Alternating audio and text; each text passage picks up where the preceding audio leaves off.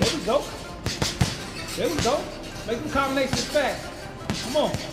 Trust in your speed, son. He got that killer instinct. He know what it takes to get it done. 4 minutes. That's why it's easy training with him, because he trains so hard. In terms of my training in my camp, I love combat. I love testing myself. What's the work, Chris? Did some cardio earlier. Wednesday we got 12 rounds. 12 3-minute rounds. Inside Chris Eubank Jr.'s training camp, the energy is explosive. Every session is charged with intensity as he hones his craft under the sharp, observant eye of his legendary father, Chris Eubank Sr. With the long-awaited rematch against Conor Benn inching closer, the father-son duo has blended old-school grit with modern technical refinement. Eubank Sr.'s trademark discipline, mental toughness, and philosophical approach to boxing have created an atmosphere of focus and transformation. This camp isn't just preparation, it's a lesson in legacy, redemption, and the pursuit of definitive victory. This is my first full camp in Dubai. I've actually, I've wanted to train out here more consistently for a long time. It's the perfect environment. The gyms are amazing, the nutrition, the food, the sun. As long as you don't get distracted with all the distractions of Dubai, I think it's an amazing place to kind of focus and hone your skills in the fight world.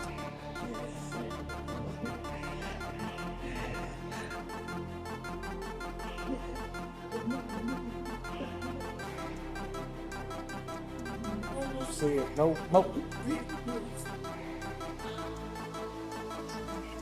Beautiful. Beautiful. Or to roll. As fight night approaches, the momentum inside Eubank's camp grows stronger. Their first clash at Tottenham Hotspur Stadium in April 2025 ended with Eubank Jr. securing a unanimous decision after a grueling 12-round war. Now, the rematch carries even greater stakes. The team knows Ben will return hungry, and they're preparing for a far more dangerous version of him. Into this fight and find his range, but find his range he did.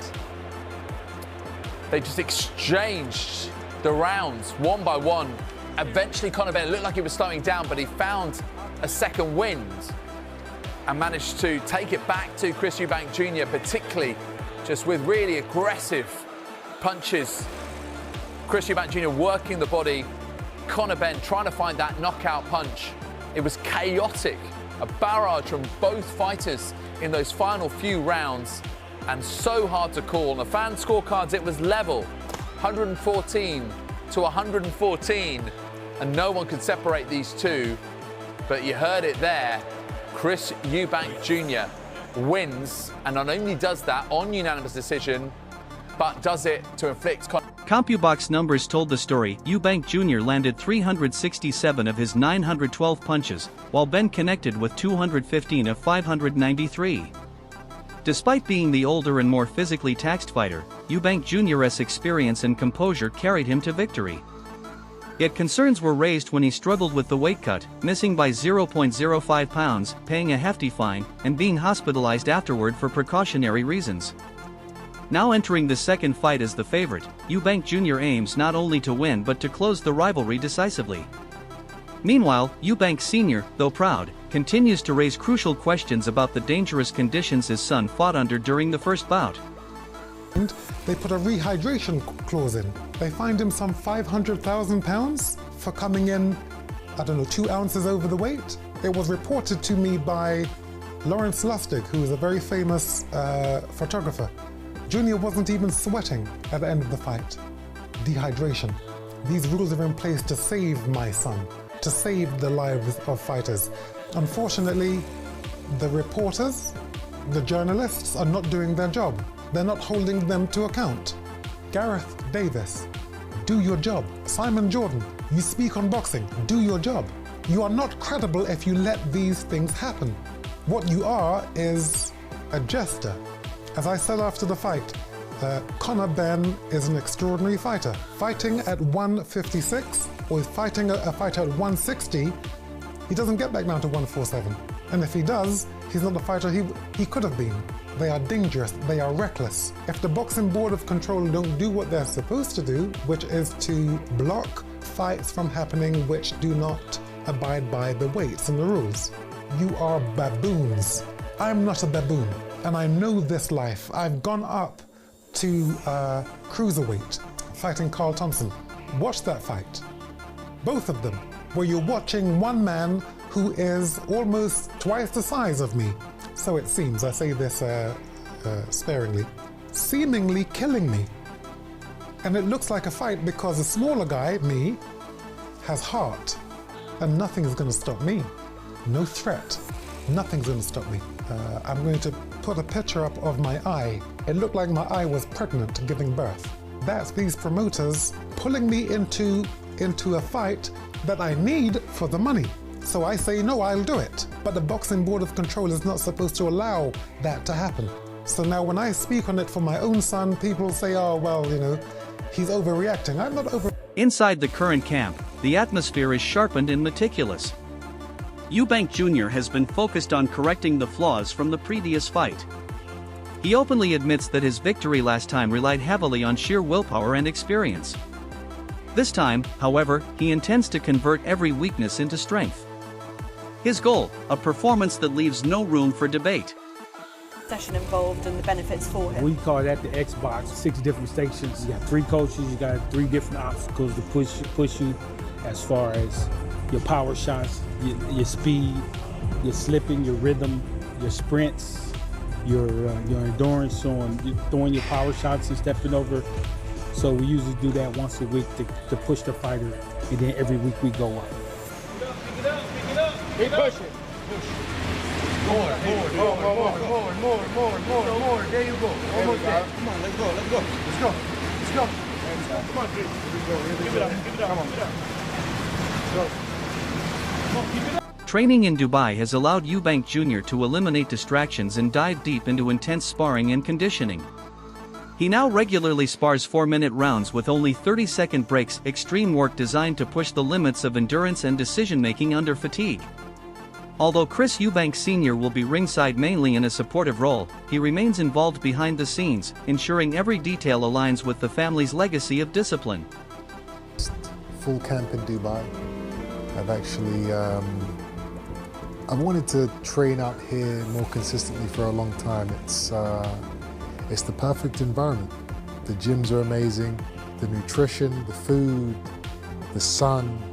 As long as you don't get distracted with all the distractions of Dubai, I think it's an amazing place to kind of focus. Eubank Jr. has also reunited with veteran coach Brian "Bomac" McIntyre, the mastermind behind Terence Crawford's rise to undisputed greatness. This signals a major shift in camp energy and ambition. McIntyre has been vocal, saying he already got his number, praising Eubank's hunger, work ethic, and total commitment to preparing for the rematch. According to McIntyre, this camp is different from any previous one, more focused, more disciplined, and driven by a clear intention to dominate. Just keep grinding, to the next fight. Did you get to make it back over for the victory parade? Yes, or? Definitely we had to come back for the parade. That was beautiful what the city did for Bud. How was that? Yeah, because we've even seen other fights before where there's been a great turnout, but this looked like a whole new level, and so right, it should have been. I can imagine probably close to 1 million people there, I would think. Man, it was beautiful. It was beautiful. Crawford's obviously enjoying some well-deserved time off, but has he spoken to you any more about what kind of next steps would be for him, what he wants? No, not yet. We talked a little bit yesterday, but we didn't discuss anything about boxing. So we just making sure, I was checking with him, making sure the gym was going good, the kids was getting a good workout, and we're putting on another show for our up-and-coming fighters. So, he's working on that, and while I'm working with Chris. Working with Chris, exactly. You are back working with Chris Eubank Jr. You're with him for the rematch against Liam Smith. How did it come about, you coming back into camp with him for this one? Well, while we was finishing up with Crawford, Chris's guys, they hit me up maybe a month out and asked me would I be, interested. I told them, of course, right away, because I felt like that me and Chris got a repertoire together, and we got a good relationship, and we come out with good results. The rivalry goes deeper than two fighters. It's rooted in the iconic 1990s war between their fathers, Chris Eubank Sr. and Nigel Benn. Their legendary clash in November 1990 remains one of British boxing's greatest stories. Eubank Sr., the cool technician, versus Nigel Benn, the explosive knockout artist. That fight delivered unforgettable drama, ending with Eubank stopping Benn in the 9th to take the WBO middleweight title. The modern Eubank vs. Benn matchup has drawn comparisons to the 2008 Pacquiao vs. De La Hoya dream match, where the smaller Pacquiao moved up 2 weight classes to defeat a bigger, more physically imposing De La Hoya. Similarly, Conor Benn stepped up from welterweight to face the naturally bigger middleweight Eubank Jr., and despite the size disadvantage, Benn showcased incredible heart and power. Putting the bag on Conor Benn, and here's why. I believe we've seen this type of fight before. The similarities are unreal. 2008. A 29-year-old Manny Pacquiao faced a 35-year-old Oscar De La Hoya. Oscar De La Hoya was the favorite in that fight against Manny Pacquiao because not only was Oscar De La Hoya an experienced and fantastic fighter, he was just naturally the bigger man, and they thought Manny Pacquiao was insane. Chris Eubank Jr., as the bigger man and skilled fighter, people are seeing him as the favorite. And me too, I am predicting a Chris Eubank Jr. win. But where I'm going to put my money is going to be on Conor Benn because of the history. The similarities of what we saw in 2008 with Manny Pacquiao and Oscar De La Hoya. No, Conor Benn is no Manny Pacquiao, but don't get it confused. Chris Eubank Jr. is definitely. Heavyweight Fraser Clark also weighed in, saying the right man won and praising both fighters for the heart, pride, and dedication they displayed. He highlighted how matchups of this caliber elevate British boxing as a whole. In a dramatic moment of support, Eubank Sr. made a surprise appearance mid-undercard during the first fight, electrifying the 65,000 fans in attendance. Nigel Benn was also present, welcoming the moment as a positive step for both boxing families. Here as well, sir, you turned up to support your son. What a night. Well, you know, I was always going to be here for my son, irrespective of what you thought. I mean, it's a show. So suspense is part of the game. Now, the performance, championship rounds, standing toe-to-toe, the credit I'm going to give to Conor. I told you he was a superior fighter, but he shouldn't be fighting at 160 or 156. He's a 147 fighter. What couldn't he do around the world? He's been destroyed by the people who are handling him, and they have to be brought to account. Do your job. Do your job. Do your job. It's great to see you. Thank you. But controversy still lingers. Chris Eubank Sr. has strongly condemned the terms his son was forced to accept for the first fight, claiming promoters tricked him into a dangerous weight limit of 160 pounds with a rehydration cap that left him severely depleted. He insists the conditions were engineered not for fairness, but for financial spectacle, risking his son's long-term health for profit. What couldn't he do at his proper weight, fighting a man of his size? Let me tell you what Junior did. He took away all the sweeties from everyone. They fined him, they blocked him on rehydration, they tricked him on weight. Once you're bringing him down to 160, he's 35 years old. He's a man, he's a big man. He'll do it because he's a warrior, but he shouldn't do it. But he's not going to listen to anyone. If he's not going to listen to me, he's not going to listen to anybody else. So the rematch is, Junior, you have everything, you're rich. You know, those promoters, they hate you because they can never get close to anything that you do. The analogy I will use, they're looking at you like you're a rocket, you've taken off, all the fuel burners and tanks have fallen back to Earth, and you are now in space. They don't have the oxygen to be in the world you live in. They would do anything to be able to live at that. The weight dynamics themselves were a central talking point. Eubank Jr., a natural middleweight who can even fight at super middleweight, was forced to cut down drastically. Meanwhile, Conor Benn had to jump 2 divisions from welterweight to meet at 160 pounds. To balance things out, a catch weight of 156 pounds was negotiated, but it brought risks for both fighters.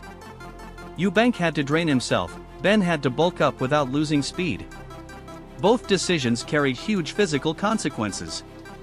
even 70% of what he was. He's far too big for Ben. If he is really gone and shot, then yeah, he has a very good chance, because you know, he's the guy that can eat comfortably. You know, he doesn't have to pull himself down to make weight. You know, I look at it the same as I look at the, you know, obviously Devin Haney and Ryan Garcia fight.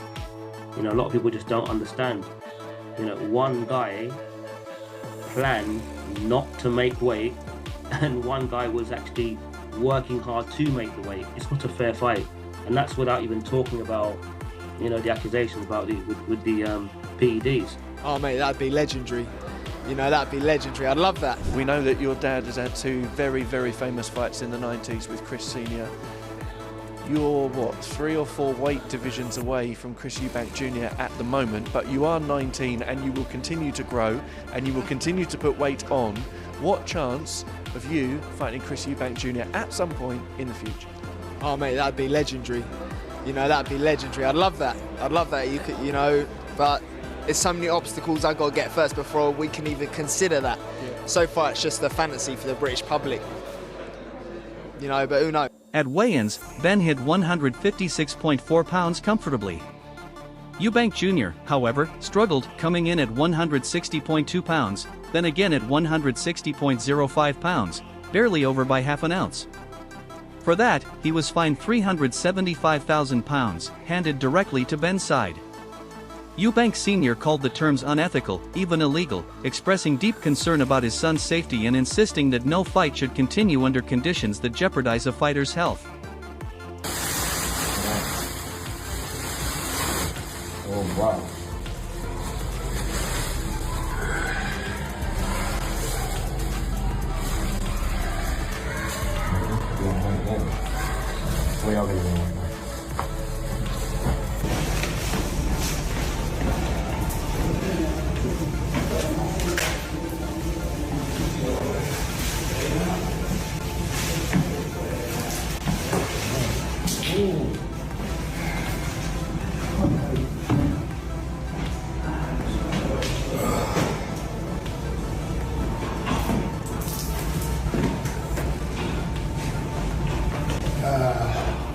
Okay, time to jump in the sauna. Now the fun begins. Or 8 pounds? You better watch out, dreadlocks.